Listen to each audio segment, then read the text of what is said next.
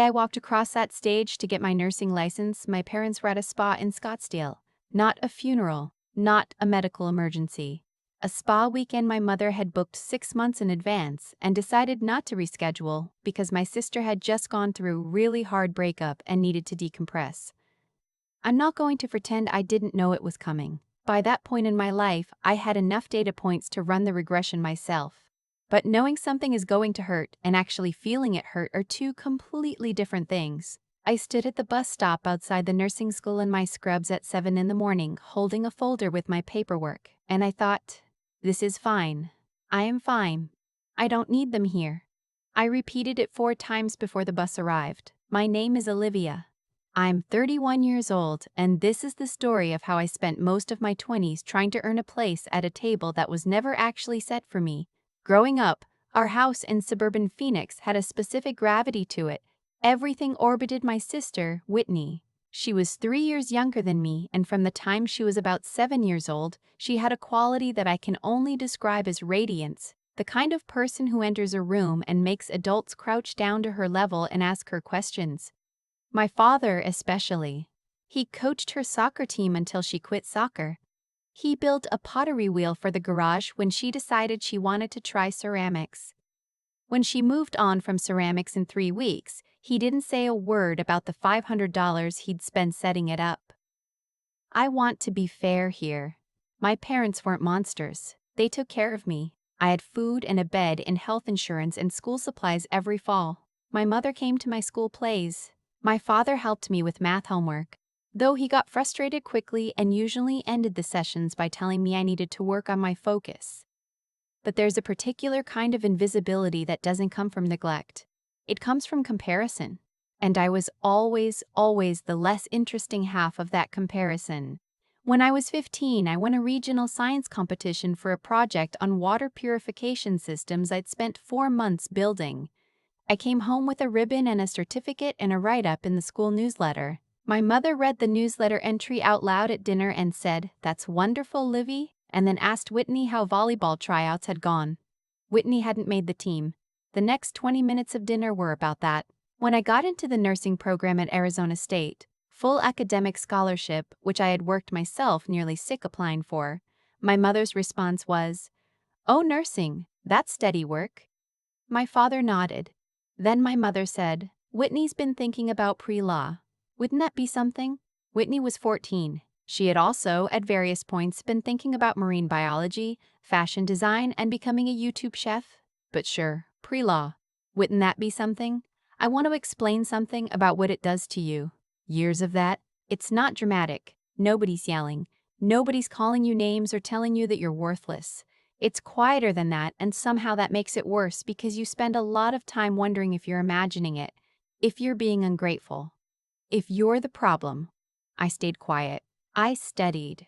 I worked 2 part-time jobs through nursing school, one at a coffee shop 3 blocks from campus, one as a file clerk at a medical records company. My scholarship covered tuition and a small stipend, but Phoenix is expensive and I was determined not to ask my parents for money. Not because I was proud exactly, more because I had already learned that money from them came with a temperature, lukewarm, and flavored faintly with resentment. Whitney, meanwhile, had a debit card attached to my parents' joint account. I knew the approximate limit because she mentioned it casually at Thanksgiving one year. Dad raised it to $1,200 a month, finally, and then looked at me with an expression that I've spent years trying to decode. Not malicious, just unaware. She genuinely didn't understand why that number might land differently for me. My parents didn't come to my pinning ceremony either, if we're keeping score. That's the ceremony at the end of nursing school, the one that matters to nurses the way graduation matters to everyone else. My mother sent flowers. The card said, "So proud of our Livy," with an exclamation point that I've thought about more than is probably healthy. Our Livy. Like I belonged to them. Like they'd been there. The licensing ceremony, the one I took the bus to, the one that opened this story, happened 8 months later. I'd passed my boards on the first attempt, which something like 15% of students in my cohort did not do. I had already accepted a position in the cardiac care unit at a hospital in Tempe. It was a good job, a hard job, the kind of job where you grow fast because you have to. I called my mother 3 weeks in advance to tell her the ceremony date. She said, "Oh, honey, that weekend, let me check." I heard her call to my father in the background. I heard him say something I couldn't make out. She came back and said, "That's the same weekend your father and I were going to take Whitney to Scottsdale. She's been going through a lot." I said, "I know, but this is kind of a significant milestone for me." She said, "Of course it is. Can you maybe do something to celebrate after? We could do brunch when we get back." They did not do brunch when they got back. Something came up. I don't remember what. I worked the cardiac unit for 2 years. The work was hard in a way I hadn't fully anticipated. Not the physical part, though that was real, but the emotional weight of it.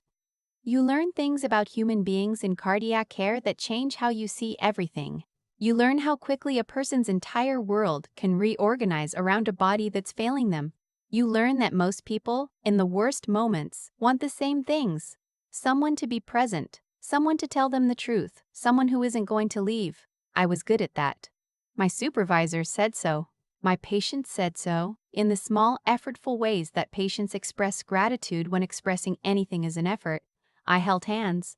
I explained procedures twice when once wasn't enough. I stayed 20 minutes past the end of my shift because a 74-year-old man named, I'll just call him Mr. H, was scared and his daughter hadn't arrived yet and I didn't want him to be alone. Outside of work, my life was small and deliberate. I had an apartment I liked, a cat named Biscuit, a small group of friends from the nursing program. I didn't talk about my family much. There wasn't much to say that didn't require explaining a lot of backstory. About 18 months into my time at the hospital, I started noticing a gap. Patients were constantly confused about their discharge instructions. They'd nod along while the doctors explained things, and then the moment the doctor left, they'd turn to me and say, "Okay, but what does that actually mean?" I started writing simplified summaries, plain language versions of what they needed to do at home, what warning signs to watch for, when to call. I did it on my own time. I did it because I couldn't stand watching people leave the hospital and walk straight back into the situations that had landed them there. A cardiologist on my floor noticed. She asked to see my summaries. She took them to the department head. 6 months later, in a very small and undramatic way, those summaries became the basis for a new patient education initiative that the hospital piloted across 2 departments. I want to be clear that this wasn't a startup. I didn't become a tech billionaire. I didn't invent anything. What I did was see a problem and try to solve it, which is what nurses do, which is why I became a nurse. The hospital gave me a commendation. My unit director wrote a letter for my personnel file. I got a small bonus that I put toward my student loans. But something had shifted in me. I'd proven to myself, not to anyone else, just to myself, that the ideas in my head had value, that paying attention to the right things was a skill, that I could be useful in ways that went beyond the obvious. I started taking courses. Health communications, medical writing, grant writing, because I had begun to wonder what it would look like to build something structured around the problem I'd been trying to solve informally. Nights. Weekends. Biscuit sat on my laptop power cord and regarded my ambitions with total indifference. 2 years after the Patient Education Initiative, I left the hospital and joined a nonprofit that focused on health literacy for underserved communities in the Southwest. It paid less. I took the job anyway. Within a year, I was running their patient advocacy program. Within 2 years, I was the program director. We were operating in 4 Arizona counties and writing grants successfully enough that my executive director started calling me her secret weapon, which I found both flattering and slightly exhausting. I was 29. I had a job I cared about, an apartment I'd finally furnished properly, and a sense of myself that I had built entirely from scratch, with no blueprint and no one in my corner particularly encouraging me to build it. My family and I had not been in regular contact. This wasn't a dramatic estrangement, no confrontation, no ultimatum, no final terrible argument. It was more like a slow fade, the way a signal weakens the farther you drive from the tower. My mother called on birthdays, I called on holidays. We talked about surface things. I did not tell them about the nonprofit. I didn't tell them about the program director position. I had learned over years that sharing good news with my family produced a specific response, a brief, pleasant acknowledgement, and then a segue to something Whitney was doing. I stopped offering it to them. I kept my accomplishments for people who would actually receive them. Whitney, as far as I knew, had not become a lawyer. She had done 2 years at a private college in Scottsdale, the tuition of which I gathered my parents had covered, based on some things my mother had let slip, and then left to pursue something in content creation, which I understood to mean she had an Instagram and some brand partnerships. I'm not saying this to be unkind. Content creation is a real industry. Whitney may have been very good at it. I genuinely did not know because I had stopped keeping close track. My father called me on a Tuesday in March. This was unusual enough that I let it ring and then called back because I assumed something was wrong. My father did not call me on Tuesdays. My father, in fact, rarely called me at all. My mother was the one who made the birthday calls.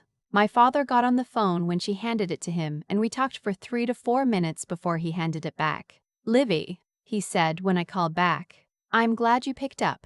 I wanted to talk to you about something." The something turned out to be this: Whitney had an opportunity, a business opportunity.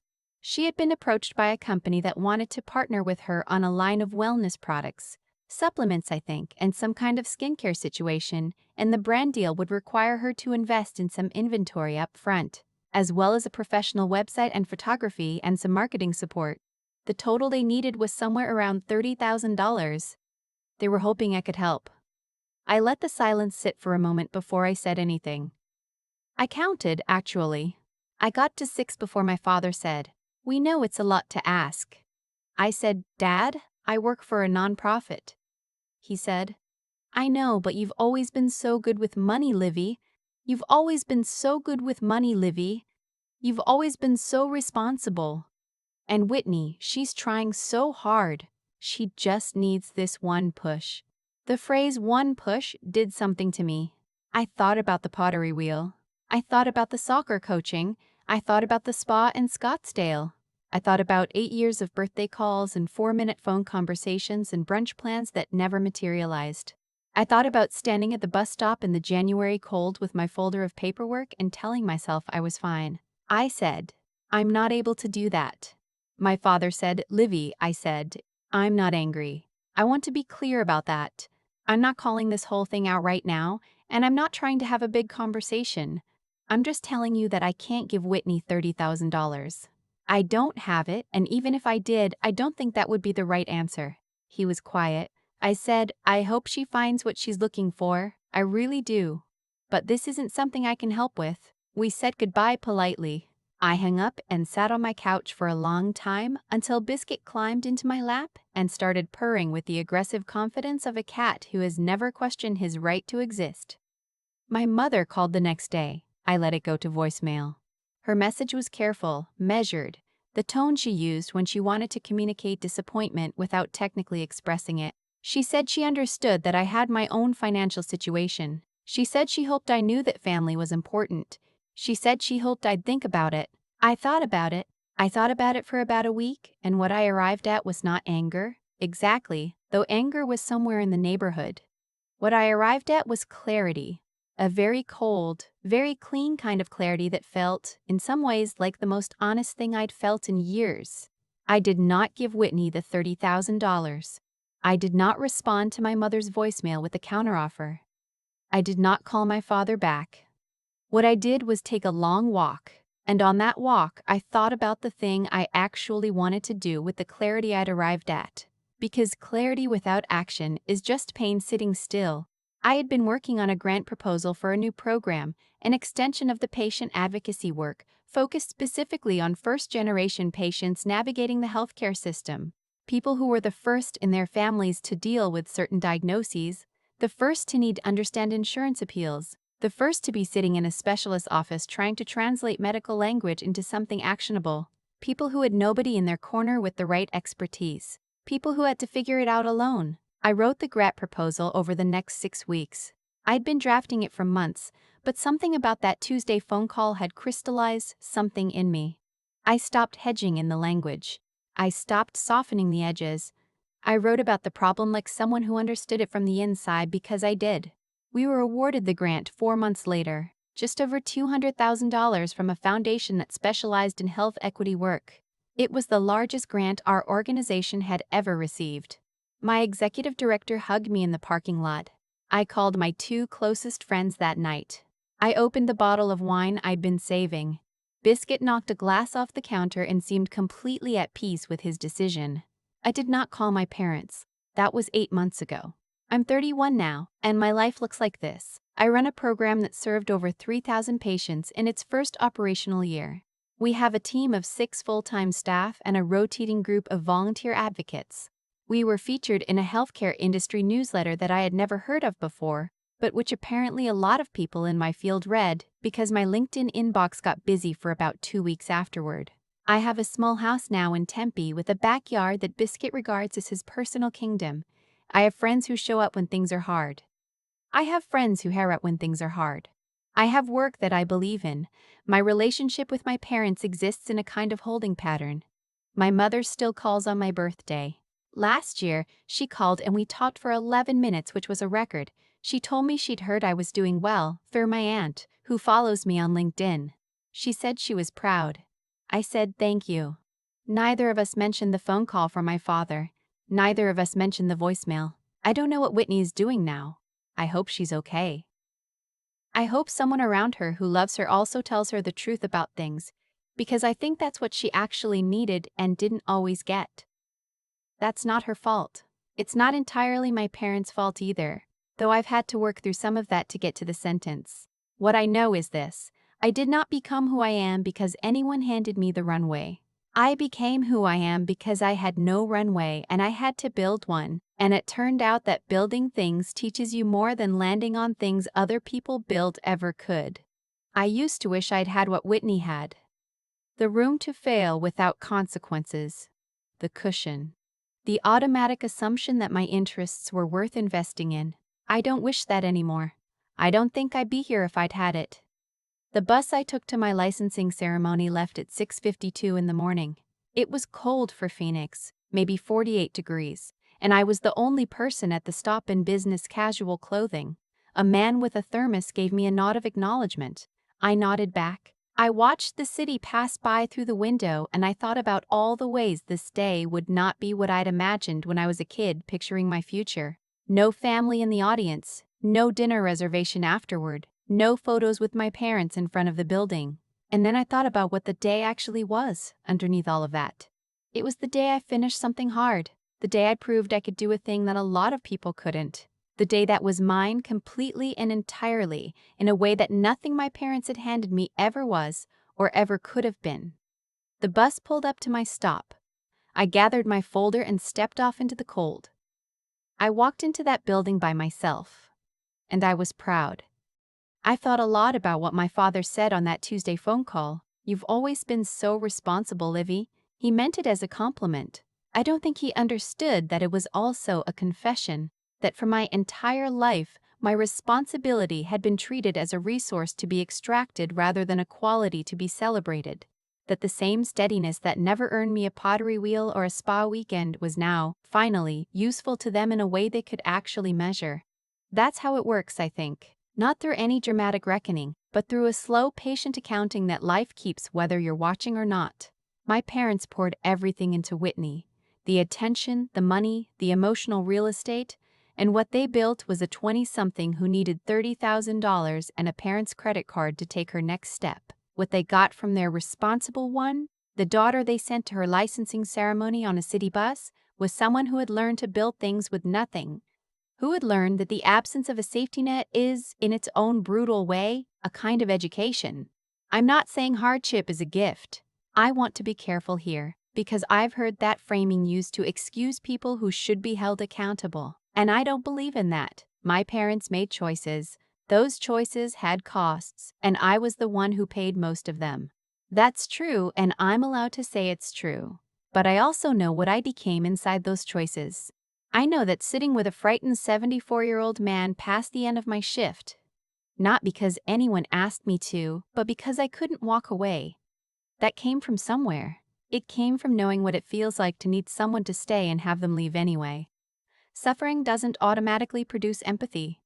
But paying attention to your own suffering, being honest about what it cost you and what it taught you, that can. If you let it, the grant we won, the $200,000, the program that served 3,000 patients in its first year. That didn't happen because I was talented, though I like to think I contributed something. It happened because I had spent years paying attention to people who were invisible to the systems meant to help them. I knew what that felt like from the inside. I knew it in a way that no textbook produces and no comfortable upbringing tends to cultivate. Whitney might find her way. I genuinely hope she does. But I noticed that what she was trying to build required an infusion from the outside. What I built required only that I keep showing up, keep paying attention, keep refusing to let the smallness of how I'd been treated become the ceiling of how I saw myself. That last part is the one that took the longest. Refusing to inherit their estimation of me. Understanding that the people who are supposed to see you first sometimes never do, and that their blindness is data about them, not about you. I walked into that licensing ceremony alone, and I walked out a licensed nurse, and I built a career on the thing they couldn't see in me. And here's what I know now that I didn't know at that bus stop. That the cold that morning, the folder in my hands, the man with the thermos who nodded at me, all of it was mine, completely and only mine. Nobody can take credit for what you build without them.